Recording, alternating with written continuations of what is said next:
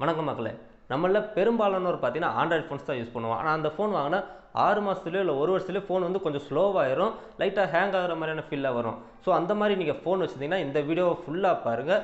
நான் அந்த ஃபோனை எப்படி ஃபாஸ்ட் ஆக்குறதுன்னு சொல்ல போகிறேன். நம்ம டெய்லி ஃபோனை யூஸ் பண்ணுற விதத்தை கொஞ்சம் மாற்றிக்கிட்டா போது நம்ம ஃபோன் வந்து ஃபாஸ்ட்டாக இருக்கும்.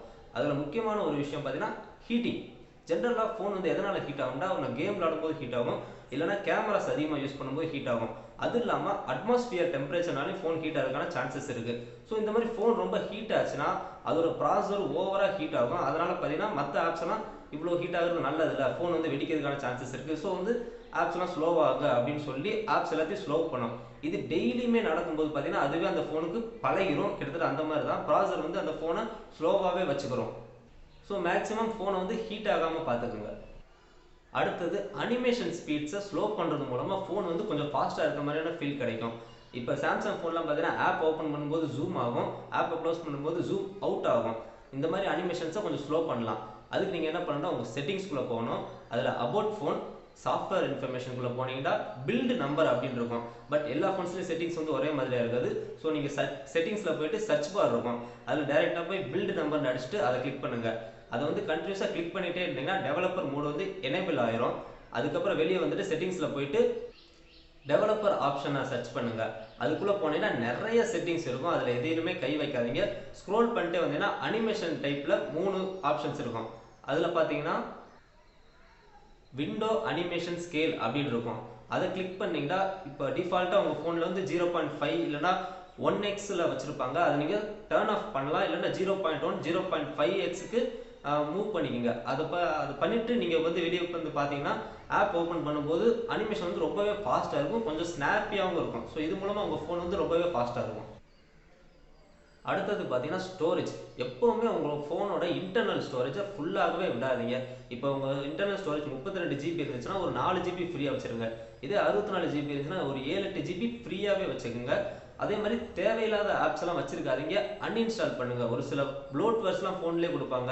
இப்போ ரெட்மி ரியல்மிலாம் நிறைய ஆப்ஸ் இன்பில்டாக கொடுப்பாங்க, அதெல்லாம் நம்மளால் அன்இன்ஸ்டால் பண்ண முடியாது. ஸோ அந்த மாதிரி ஆப்ஸில் என்ன பண்ணிடுறேன் பார்த்தீங்களா, அதை லாங் ப்ரெஸ் பண்ணிவிட்டு ஆப் இன்ஃபோன் வரும், அதுக்குள்ளே போயிட்டு ஃபோர்ஸ் ஸ்டாப் அப்படின்னு இருக்கும், அந்த கிளிக் பண்ணிடுங்க. இதே மாதிரி நீங்கள் யூஸ் பண்ணாத எல்லா ஆப்ஸுக்குமே ஃபோர்ஸ் ஸ்டாப்பை கிளிக் பண்ணிங்கன்னா ரேம் வந்து தேவையில்லாமல் ரன் ஆகாது. ஸோ நீங்கள் யூஸ் பண்ணுற ஆப்ஸுக்கு மட்டும் ரேம் ரன் ஆகிறதுனால ஃபோன் கொஞ்சம் ஃபாஸ்ட்டாக இருக்கும். இது ஆண்ட்ராய்ட் ஃபோன்ஸ்ன்றனால நம்ம நிறைய பேர் வந்து ஏபிகே யூஸ் பண்ணுவோம். ப்ளே ஸ்டோரில் இல்லாமல் ஏபிகே தனியாக ஏற்றி யூஸ் பண்ணுவோம். மோஸ்ட்லி பார்த்தீங்கன்னா எல்லாருமே ஜிகேம் தான் ஏபிகே யூஸ் பண்ணுவாங்க. அது மட்டும் இல்லாமல் இப்போ ஐபிஎல் சீசன், எல்லாருமே விஐபி பாஸ் வாங்க முடியாது. ஸோ நிறைய பேர் ஐபிஎல் பார்க்குறக்காக ஆப்ஸ் ஏற்றுவீங்க. அது தப்பு இல்லை, ஆனால் மேக்ஸிமம் நிறைய ஆப்ஸ்லாம் யூஸ் பண்ணாதீங்க, 1-2 ஆப்ஸ் மட்டும் வச்சுக்கோங்க. அது மட்டும் இல்லாமல் லான்ச்சஸ், நம்ம ஒரு 10,000 ரூபாய்க்கு ஒரு ஃபோன் வாங்கினா கூட ஐஃபோனோட எக்ஸ்பீரியன்ஸ் வேணும்னு நினச்சாங்கன்னா iOS லான்ச்சர் ஏற்றிட்டு அந்த ஃபோனில் யூஸ் பண்ண முடியும். இதே மாதிரி ஆக்சிஜன் OS 1UI நிறைய லான்ச்சஸ் இருக்குது. நோவா லான்ச்சர், எக்கச்சக்கமான லான்ச்சஸ் அவைலபிளாக இருக்குது ஆண்ட்ராய்டில். ஸோ இந்த லான்ச்சர்லாம் பார்த்தீங்கன்னா ஆப்டிமைசேஷன் கேவலமாக பண்ணியிருப்பாங்க. ஏன்னா அந்த லான்ச்சர் உங்கள் ஃபோனுக்கு மட்டும் இல்லை, ஒட்டுமொத்த ஆண்ட்ராய்டு ஃபோனுக்காக டிசைன் பண்ணுது.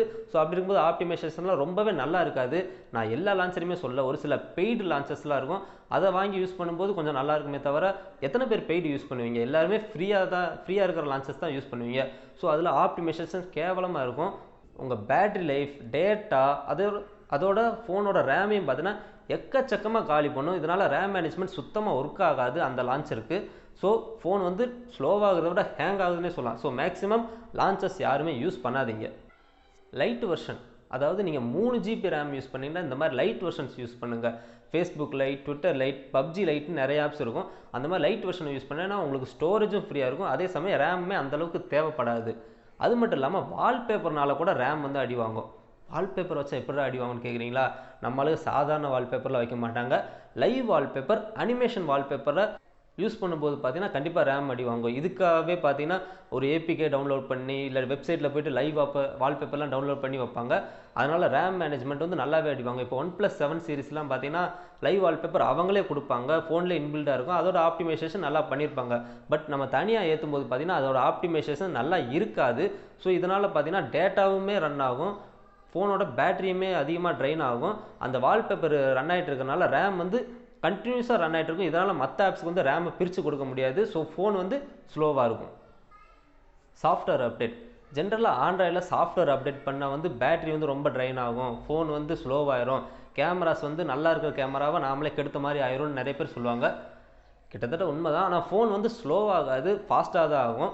நம்ம டே டு டே யூசேஜில் பேட்டரி ட்ரைன் ஆகிறத விட ஃபோன் ஸ்லோவாகிறத தான் அதிகமாக பார்த்துருப்போம். அதனால் எல்லா சாஃப்ட்வேர் அப்டேட்டுமே கரெக்டாக பண்ணுங்கள். அதுக்கப்புறம் பார்த்தீங்கன்னா விஜிட்ஸ்.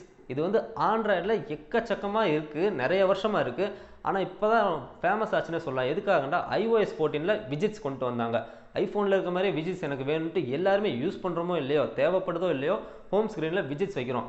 இது நார்மலாக வெதர் ஆப்பு இல்லாட்டி கிளாக் விஜிட்ஸ் வச்சா பிரச்சனை இல்லை. ஆனால் நம்ம ஸ்பாட்டிஃபை, கூகுள் நியூஸ் இந்த மாதிரி ஹெவியான ஆப்ஸை விஜிட்ஸை வைக்கும்போது பார்த்தீங்கன்னா டேட்டாவும் ரன் ஆகும், ரேம் வந்து எனி டைம் ரன் ஆகிட்டே இருக்கும். ஸோ இந்த மாதிரி உங்களுக்கு தேவைப்படலாண்டா அதை வைக்காதீங்க. என்னை பொறுத்த வரைக்கும் வெதர் வைக்கலாம், இல்லை கிளாக்கு, கூகுள் கேலண்டர் இந்த மாதிரியான விஜிட்ஸ், யூஸ்ஃபுல்லான விஜிட்ஸ் மட்டும் வச்சுக்கோங்க, அது நல்லாயிருக்கும். ஸோ இப்போ நான் சொன்னது எல்லாமே சிம்பிளான மெத்தட்ஸ் தான். டே டு டே யூசேஜில் நீங்கள் இதெல்லாம் கரெக்டாக ஃபாலோ பண்ணிங்கன்னா உங்கள் ஃபோன் ஒரு 2 வருஷத்துக்காச்சும் எந்த விதமான ஸ்லோ டவுன் ஆகாமல் நல்லா ஃபாஸ்ட்டாக ஃப்ளூயிடாக இருக்கும். அவ்வளோதான் இந்த வீடியோ பிடிச்சா லைக் பண்ணுங்கள், உங்கள் நண்பர்களுக்கு ஷேர் பண்ணுங்கள். அடுத்து நல்லதொரு வீடியோவில் பார்க்கலாம். தேங்க்ஸ் ஃபார் வாட்சிங்.